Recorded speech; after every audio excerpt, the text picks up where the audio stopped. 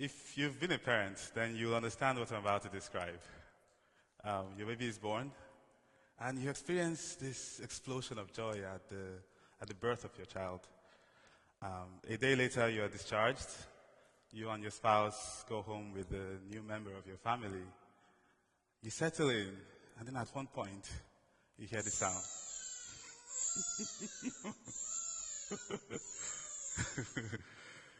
And so you look at each other and you're like, what language is this?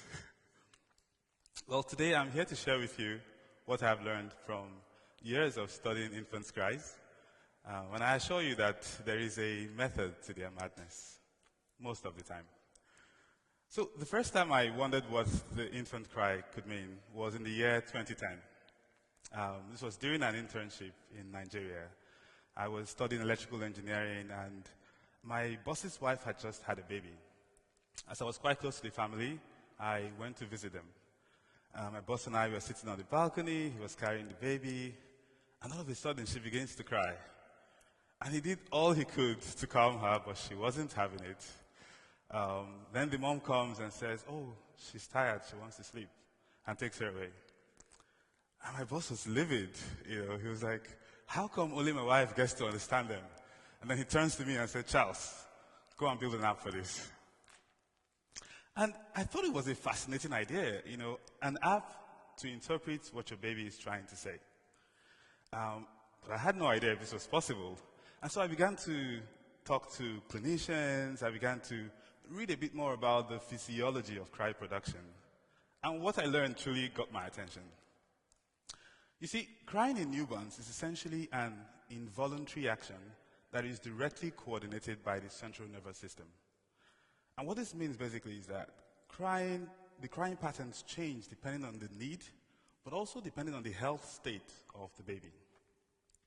As adults, when we are sick, you can say, my head hurts, or my stomach hurts, etc. But infants haven't developed language, or at least in the way we have. And their cry is essentially their only means of communicating to the world. When they are hungry, they cry. When they have a full diaper, they cry. When they are sick, they cry. So, in other words, there was a potential to automatically interpret infants' needs and health from their cries. And for me, this was music to my ears because before starting engineering school, I had initially gone for medicine, which I loved. But then I switched back to math because I couldn't think of a world without math. And so here was a golden opportunity for me to effectively apply math in medicine, in a way that could fundamentally change the way we communicate with babies.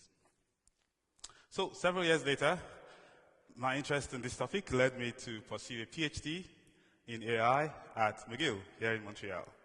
And I wanted to basically learn more about the theory of AI and also learn how to conduct scientific research to tackle this problem.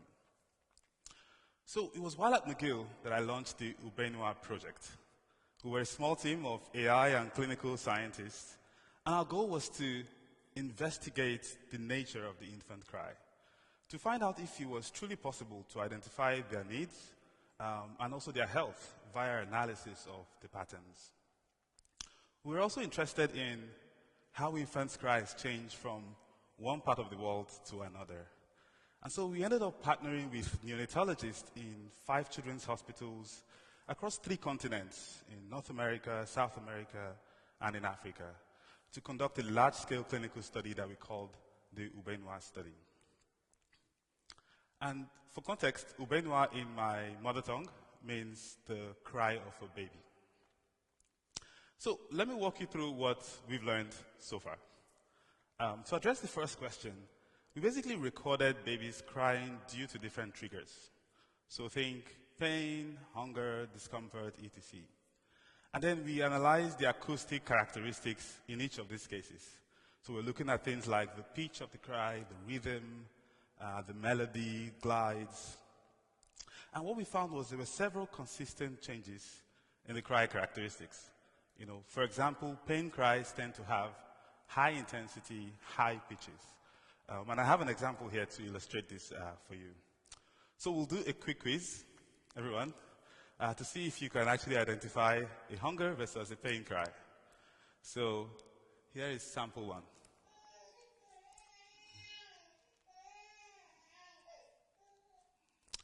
And sample two.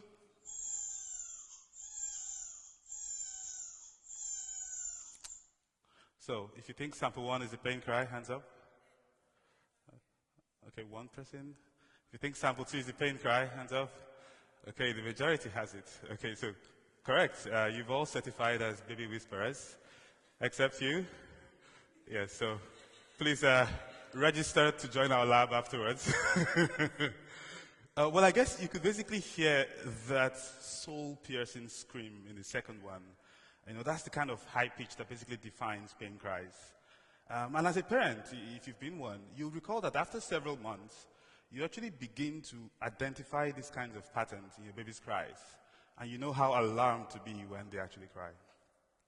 And so we basically went further to apply the same method to attempt to distinguish between healthy and sick babies. In this case, babies that were at risk of brain injury.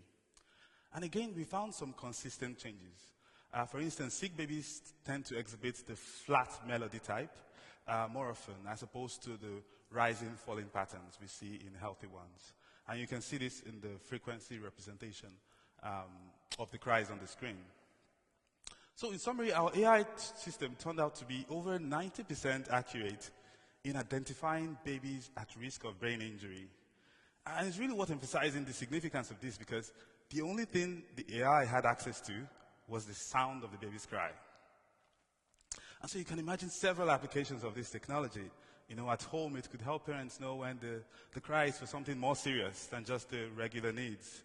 In remote clinic, it could be used for rapid screening and referral to make sure we save lives. And then the last thing we looked at was actually the question of whether the baby's cries differ by geography or cultures. So, will the Nigerian baby sound different from a Canadian baby? And in this graph, I show, each dot basically represents the cry of a baby from one of three countries: Canada, Brazil, and Nigeria. And we show it across two axes, the pitch and the tempo, which are two defining characteristics of sound. And what you see is that the cries are distributed in a similar fashion from country to country. And if you just zoomed into one of those set of dots, you wouldn't be able to say which country is which.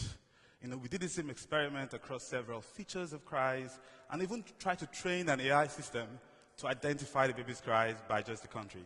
And this was not possible for us. So the question is, why is this the case? Well, we believe it comes down to the fact that at the newborn stage, the infant cry is basically this universal language. You know, infants don't have voluntary control over it, and the environment hasn't yet influenced their speech patterns. And what this does is basically allow us to build systems that work for babies everywhere in the world. So, I've talked a bit about the research, but we've actually already begun to put this to practice. And parents really love it. So earlier this year, we launched a mobile app called Nanny AI.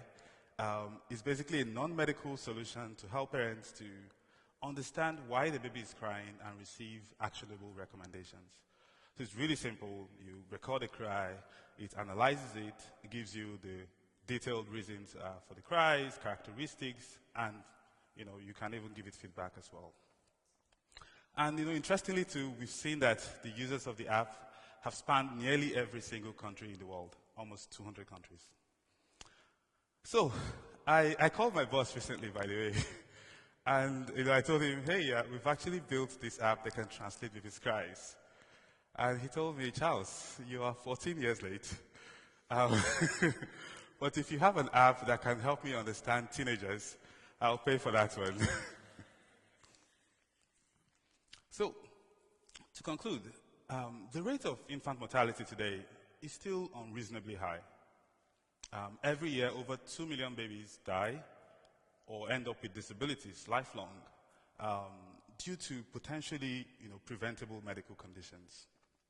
What cry analysis offers us is basically an opportunity to identify critical issues early and refer babies for potentially life-saving treatment. So our vision is really a world in which cry analysis becomes a standardized assessment that's given to every newborn in the world, similar to a hearing test. And when we get there, then I'll know that we've been successful in giving voice to the precious little humans in our lives. Thank you.